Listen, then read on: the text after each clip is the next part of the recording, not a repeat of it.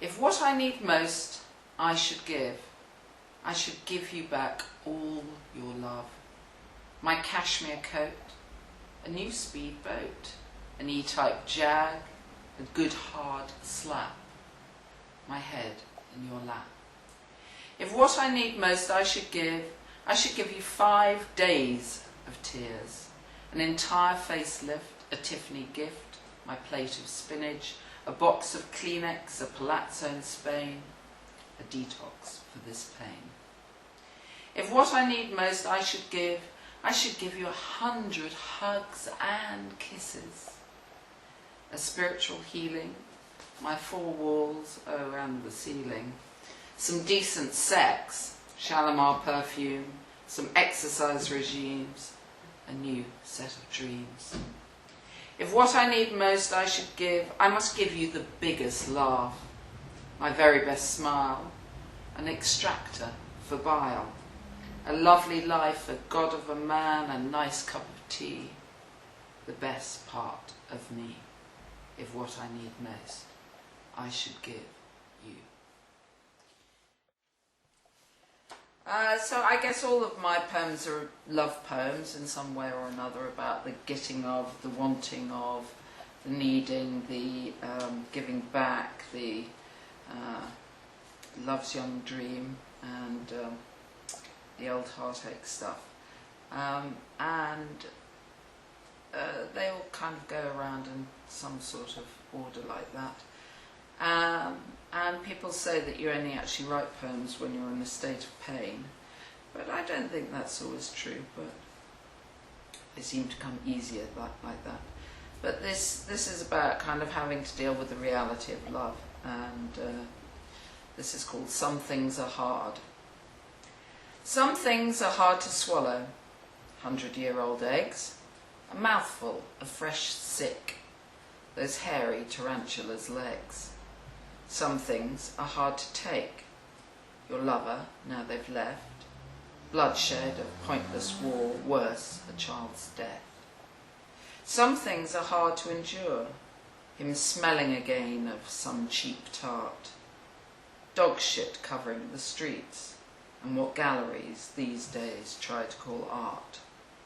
Some things are hard to resist.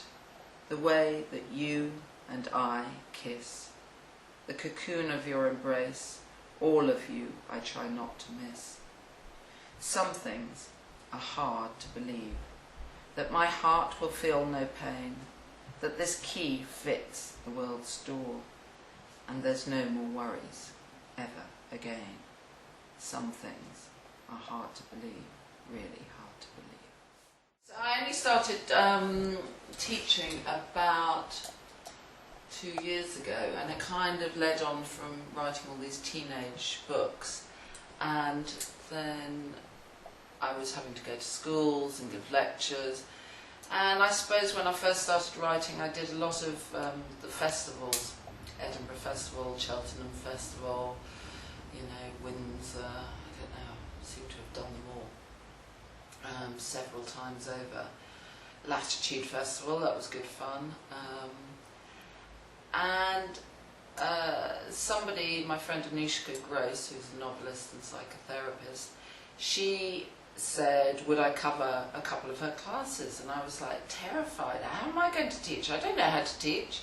And she said, Sophie, you've written and had published all these books, it's not that hard, you just have to get into the swing, listen to them, reply, and you have all this knowledge. And of course you take it for granted what you learn on the way, but you do kind of amass this huge knowledge about writing if you do it for long enough, apparently. I said, yeah, I'd like to do creative writing for beginners though, because then you're coming in without people thinking that they have this knowledge.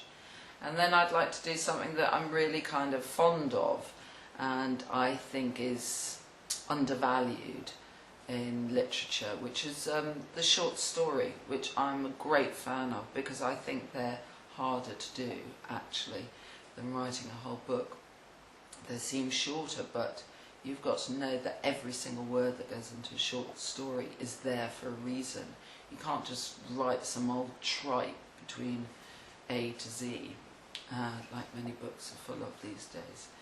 So that's kind of examining and taking apart things like Raymond Carver, stories like The Cathedral, really make you think about the craft of writing. And in some way, because I never went to university to do English, I did a dual degree in writing and painting, fine art. There was never anybody on my back saying, you know, tell me what this text means, or why is this put together like that. And in many ways it can take out the joy of reading just for the pleasure of reading for a story, because you start to analyse everything. And, you know, obviously that's a tragedy when that starts happening. But at the same time, you know that you understand that you can't start a story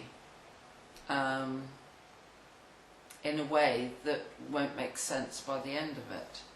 And I always say that the thing about stories, and indeed life, is that they're like circles, they're cyclical. So you start at the beginning, and whether you start the story in the middle, go back to the beginning, you've always got to end up where you started.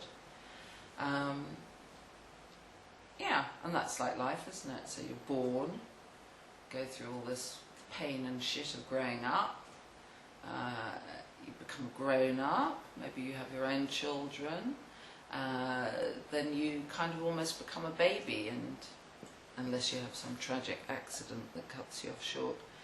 And you go back to kind of a childlike simplicity of old age, and remembering just the things that you like to remember, and not having to be responsible, just like you were when you were a child, and you could be playful and irresponsible.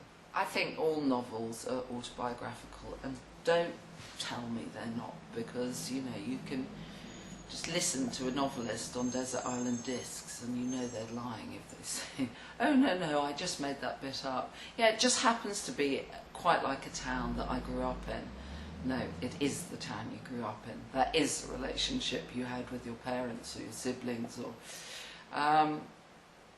and that's the best kind of writing, because if it is completely made up, you know that it's not going to be very convincing. I hate it when men think that they can write women. Somebody obviously once told William Boyd he could write women. God, were they wrong. In Brazzaville Beach, if you've ever read that, the only way you can tell this woman is in the jungle, is a woman, is that she keeps on going on about her bra being itchy. Well, I've never met a woman whose bra has ever been itchy to the point that you would even consciously think about it. So, William, if you're listening to this, that's my tip. Bras aren't itchy, even in the jungle.